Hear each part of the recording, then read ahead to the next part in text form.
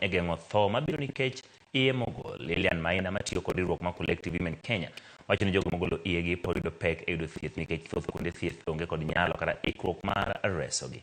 Jokanyo mar riwruoge oganda masiro golo iye ma owinjore ma ok hiny ngimagi ma idendo kaka safe abortion mane lose kinde nyasi ma higa odiochieng' magolo iye yo mowinjore mong'ere kaka Safe Abortion Day 2025.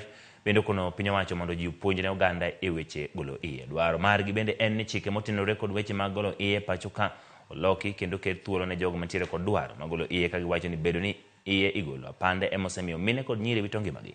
Ripoti yangu ni e kaunti Migori maromo nyiri adek osewito ngimagi ka golo iyegi e higani. Still have a challenge when it comes to offering post-abortion care services, and this is as a result of the withdrawal of the guidelines. Under which circumstances these post-abortion care services should be offered. So we therefore do call upon the government to reinstate those guidelines so that the service providers have information to what extent they are allowed to offer these services so that they do not end up, of course, being criminalized because of offering those services.